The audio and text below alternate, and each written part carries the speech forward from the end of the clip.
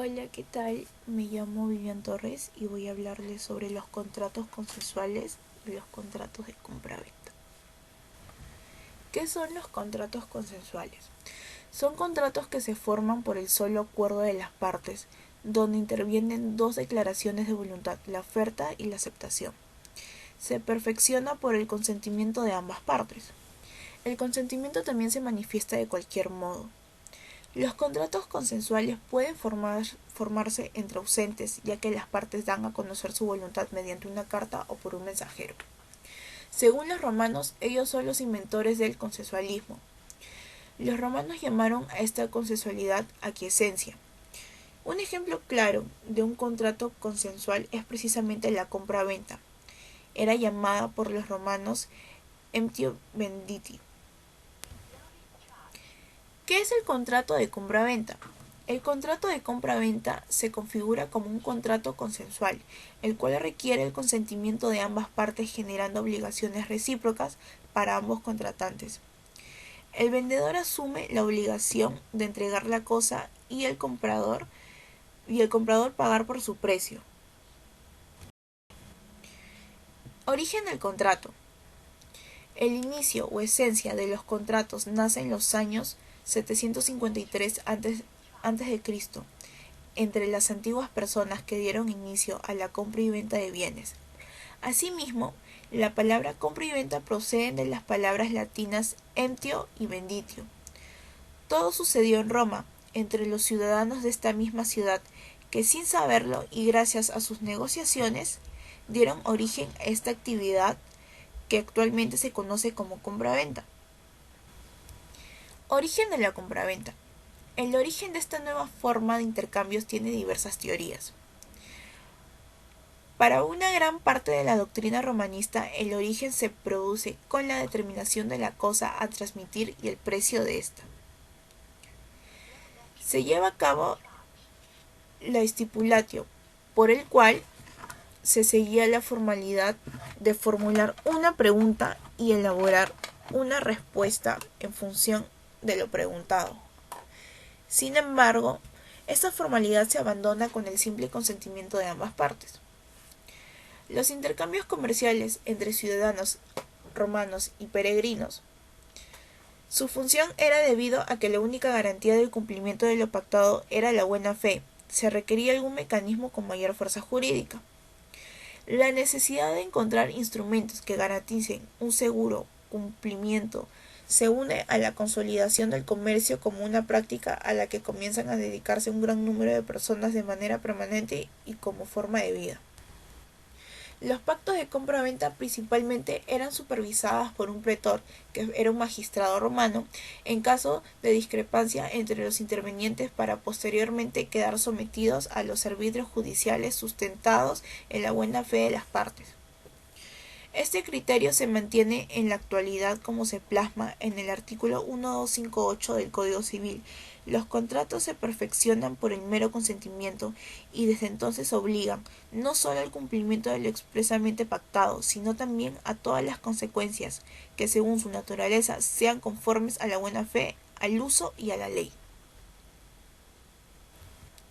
Hay que tener presente que para que el acuerdo resultase válido, no solo especificaba ningún tipo de formalidad, pudiendo ser por escrito de forma oral e incluso por intermediario, solo en caso de un valor elevado del elemento que se solía efectuar de manera escrita. Evolución de la compra-venta. En el año 753 y 500 a.C. se dio la fundación de Roma, origen de negociaciones de compra y venta. En el año 500 a 430 a.C. se dio el periodo arcaico, primera aparición del trueque y fabricación de las primeras monedas. En el año 430 a.C. y 27 después de Cristo se dio el periodo clásico, creación de las leges Licianes Sextiae. Los contratos sufren leves modificaciones debido a las nuevas relaciones con extranjeros en el Imperio Romano.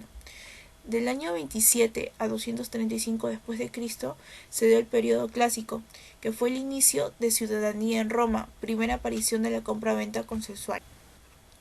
En el año 235 y 527 después de Cristo se dio el periodo posclásico, reinado de Justiniano, proclamación del edicto de precios y aparición de contratos por escrito para la compra-venta de bienes inmuebles. En el año 527 y 565 después de Cristo se dio el periodo Justiniano, derogación de compra-venta especial de la herencia y la aparición del precio como requisito en un contrato compra-venta. Características de la compra-venta. La característica bilateral es la propia denominación de compra-venta. Remarca que la acción está compuesta por dos elementos, el comprador y el vendedor. La compra como la venta dependen de una de la otra, siendo así recíprocas las obligaciones del comprador y del vendedor desde que se comprometen.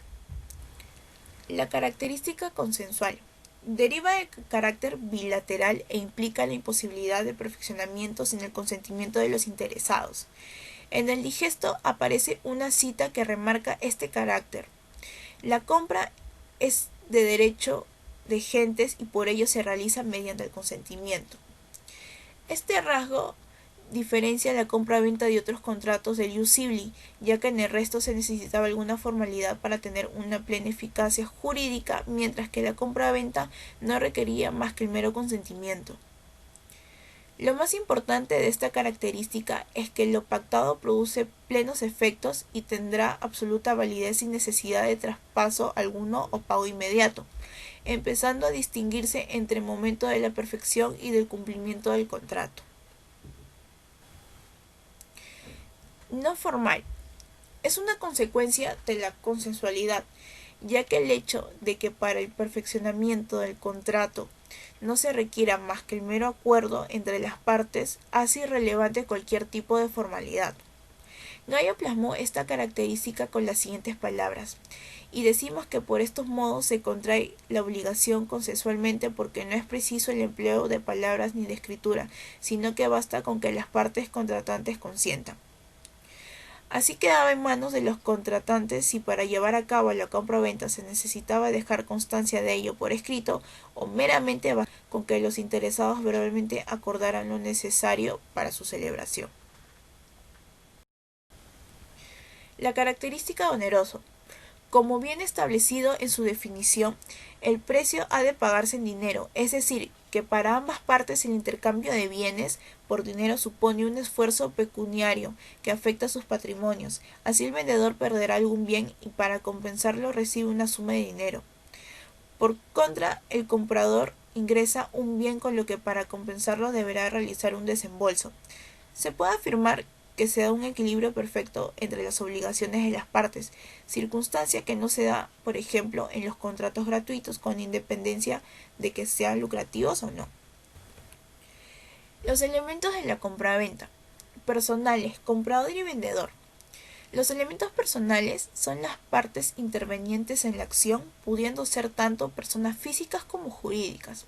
El comprador es la persona que pretende adquirir la cosa pagando un precio pactado con anterioridad. Por su parte, el vendedor es aquel que le entrega recibiendo la cantidad estipulada. En cuanto a la cantidad que han de reunir, los participantes en el Código Civil no establecen ninguna regla especial, remitiéndose a las reglas generales sobre capacidad. Los elementos reales, cosa y precio, existente o futura. En caso de que nunca llegue a existir comprador y vendedor, quedarán exonerados de sus obligaciones. El hecho de que la cosa todavía no exista hace que surjan obligaciones en el vendedor, una de hacer todo lo posible para que la cosa llegue a existir y otra de abstenerse de comportamientos conducidos a evitar su constitución. Es muy particular al no estar recogida el texto legal alguno, adquiriendo por ello una inmensa importancia los pactos establecidos por las partes a la hora de perfeccionar el contrato. Un ejemplo particular de cosa futura se produce en M2C sin ni siquiera tener la seguridad de que vaya a existir. El comprador adquiere el compromiso de pagar un precio. En cuanto a las cosas presentes, lo más relevante es señalar que en caso de pérdida al tiempo de la celebración, el contrato no se celebrará, ya que el objeto es un elemento esencial.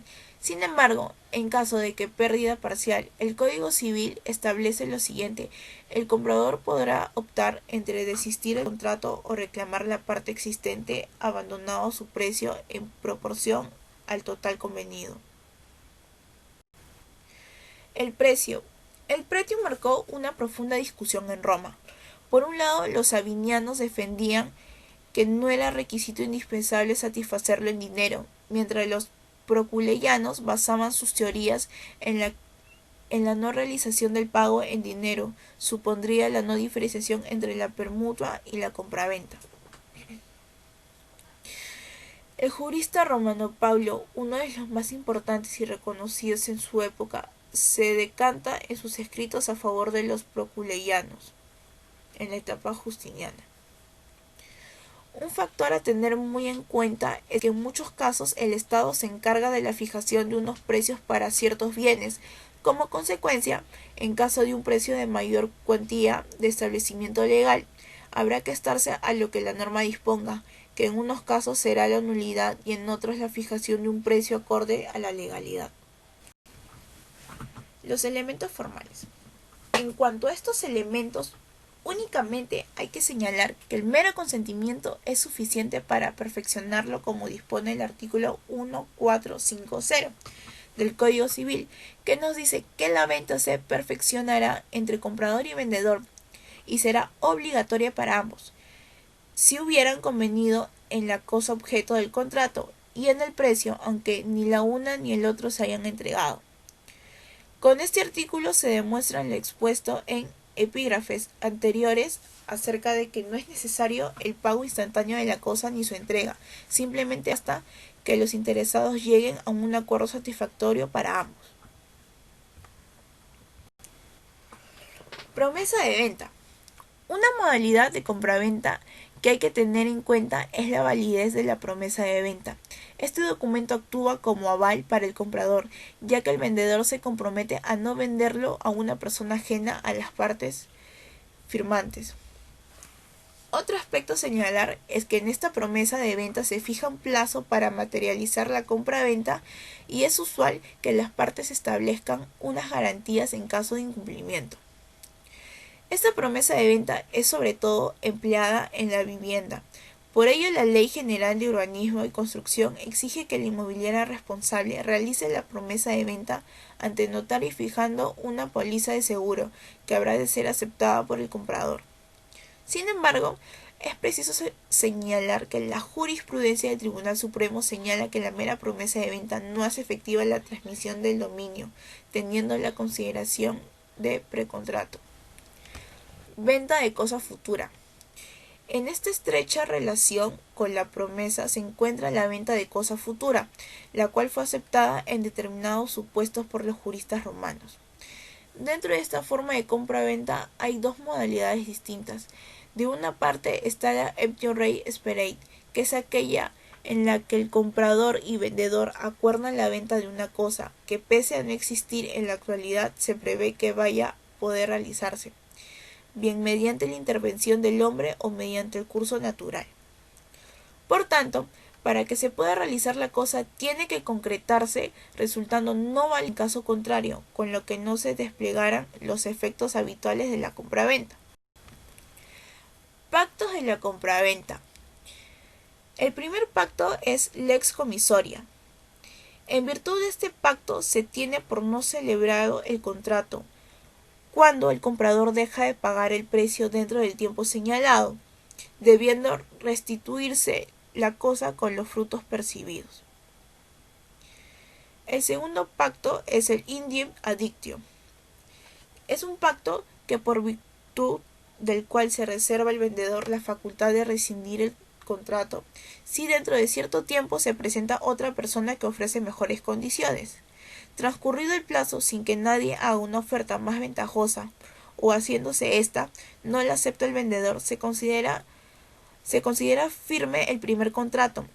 En el caso contrario, se rescinde la primera venta, salvo que el primer comprador pueda hacer suya la oferta del tercero, quedando entonces confirmada la venta a su favor.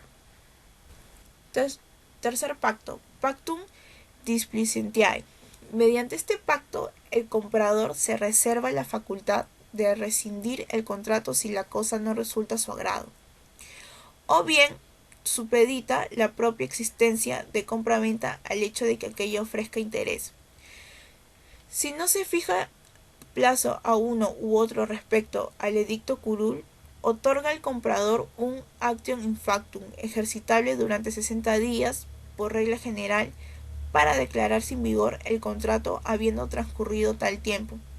La compraventa se considera firme y se trata de condición resolutoria o se tiene por no concluida en el caso de condición suscriptiva. El cuarto pacto es el pactum de retrovendo. Por tal pacto, el vendedor se reserva la facultad de rescatar la cosa dentro de cierto tiempo, mediante la restitución del precio al comprador. Un ejemplo claro de cuando se hace uso de este pacto en el contrato de compra-venta sería: Flor necesita una cantidad urgente de dinero y el único bien que tiene es la casa que heredó de su mamá. Entonces Flor vende la casa a Martín, pero pactan en el contrato de compra-venta un pacto de retroventa para que Flor pueda, previa cancelación de cierta cantidad de dinero, recobrar el dominio de la casa que vendió a Martín. Y por último, el pactum de retroemendo. Es el pacto por el cual el comprador puede obligar al vendedor a que adquiera de nuevo la cosa dentro de un tiempo determinado y por el mismo precio. Este pacto ha sido tradicionalmente confundido en la doctrina con el pacto de retrovendo o retroventa, por el que el vendedor se reserva el derecho de adquirir nuevamente la cosa vendida, pagando el mismo precio que recibió. Los autores han utilizado indistintamente una y otra denominación para referirse a la obligación del comprador de volver a vender o la facultad del vendedor de volver a comprar la cosa que se vendió. Y se considera que el antecedente del retracto convencional regulado en nuestro Código Civil en el artículo 1507 en relación con lo expresado en el artículo 1518. Gracias por su atención.